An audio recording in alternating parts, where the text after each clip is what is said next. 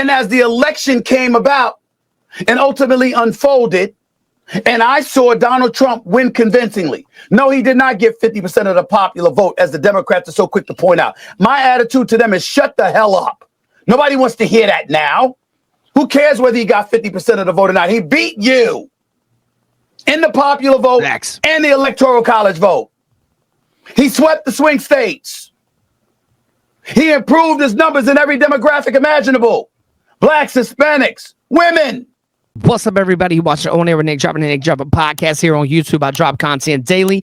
Guys, we are going to jump into today's video.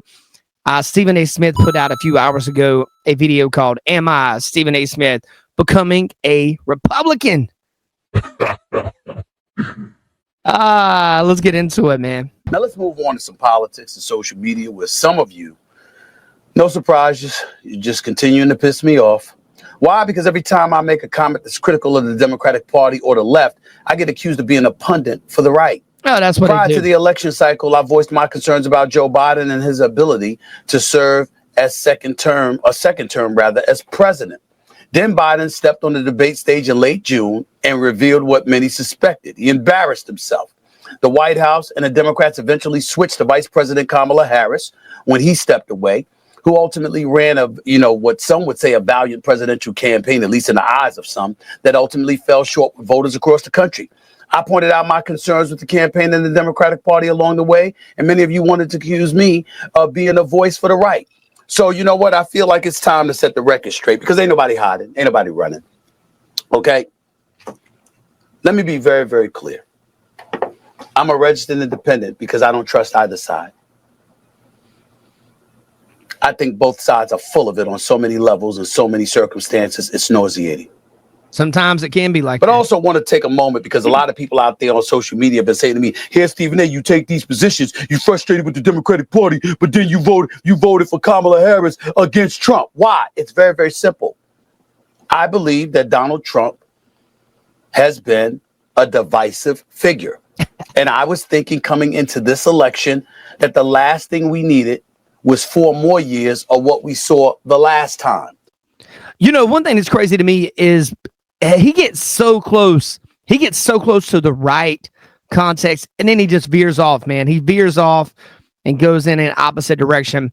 It's that mindset, man. Can't get past it. It's pretty rowdy to think that he thinks Donald Trump is divisive, but Joe Biden is not divisive, or Kamala Harris is not divisive. I mean, geez, bro, are you like, what are you watching? Like, what are you even watching? Like, they've been trying to lock Donald Trump up. They used they weaponized the DOJ, bro. Insanity, man. Where there was so much strife and so much division that even though the economy clearly was doing well under his watch before COVID struck, it was just too much for the country to take. I was fearful of civil war in this country. It wasn't so much that he was supportive of white supremacists and he was this racist and all of this stuff like people were saying. I didn't engage in that incendiary rhetoric because I've always believed that Donald Trump was just somebody who did things that were politically expedient.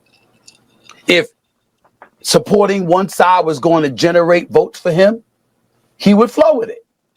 And if it was not going to support his cause, he wasn't.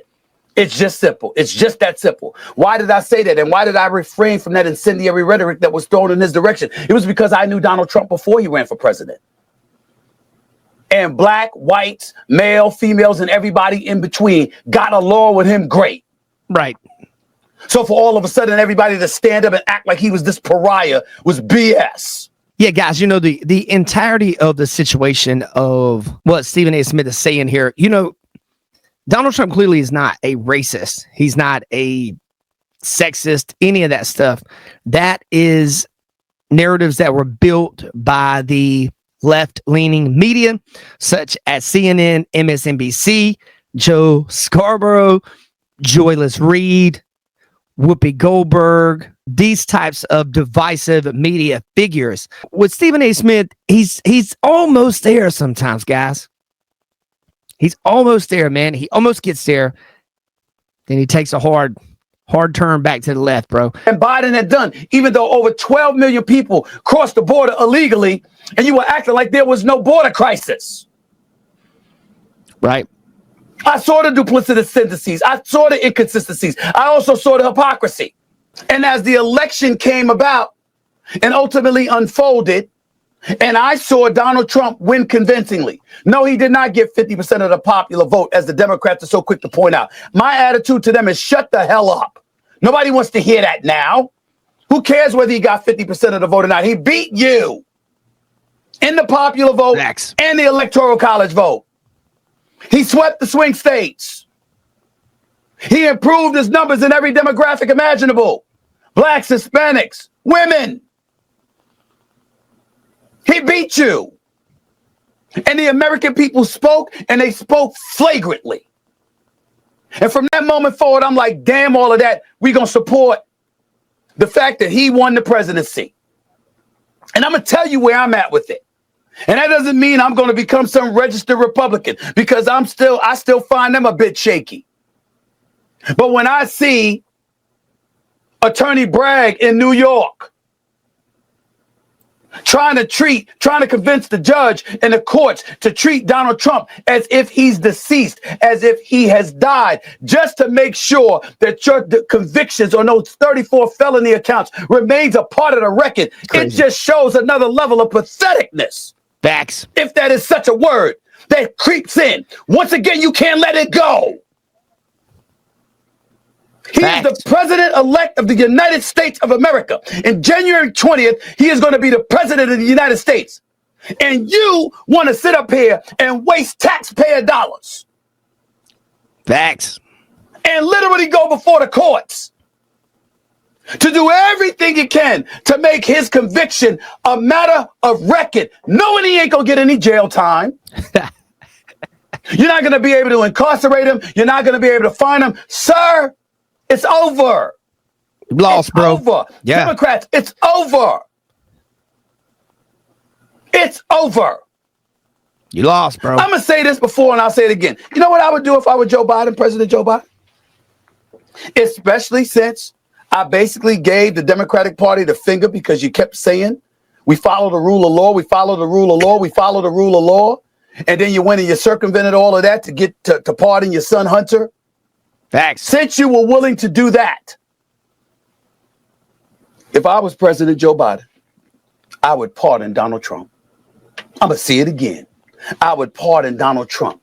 Be a great thing to do, man. Reason only. To move the hell on. Enough's enough. Enough's enough. You tried to get him if you Nancy Pelosi. You tried to get him if you Chuck Schumer. You tried to get him if you were the Dems in the Senate and the House. You tried to get him if you were the FBI. You tried to get him if you were the Department of Justice. You tried to get him. I mean, damn. Russian collusion. Y'all did everything you could and you lost. What happened? See, we keep talking and talking and talking. And all we see at the end of the day is that you inconvenience Donald Trump and you caused him headaches. Probably forced him to take a few doses of Motrin or Tylenol. That's all you did. You ain't doing anything else to him.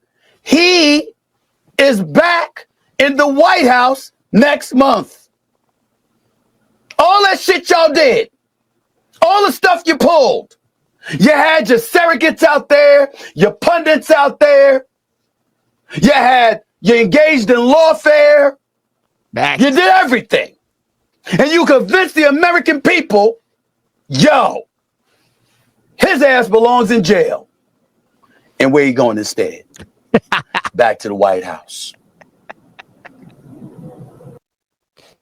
I always enjoy Stephen A's rants because, you know, he says a lot of things on here that actually makes a lot of sense. And I do think that Stephen A is eventually going to be able to make a better judgment call when it comes to his political voting record. But I will say this, guys. He is slowly but surely coming over to the right side of things. But I will say this too. It's with his job. I don't know if he would ever in public say that he is on the right, just due to, you know, ESPN, you know, being a part of who they are part of with Disney. I just don't see how he could be considered. I think they would look at him a completely different way if he came out and said he was on the right, so to speak. So I'm surprised somebody of his caliber is actually saying anything that is critical of the Democrat Party. Normally, Democrat Party really don't want to talk to you if you have different viewpoints than them. They'll call you names. They've become the party of pity. They become the party of pettiness. And even right now, looking at what Joe Biden's doing with the materials for the wall, the American people spoke. They want Donald Trump back in office. He won hands down. It was not even close. And you have President Biden right now that's trying to sell the materials that are left over where they want to restart building the wall in January. He's selling them, according to Trump, he's selling them for 5 cents on the dollar. And these materials are limited materials type things that we need in order to finish that. So, I don't understand. It's like the politicians don't understand democracy as much as the left, Kamala and Joe Biden, say Donald Trump is a threat to democracy. Nah, you guys are a threat to democracy. And everybody sees it. I hope you guys have a great day. You watching On Air with Nick Driver podcast. You guys take care. One love, man. Be safe.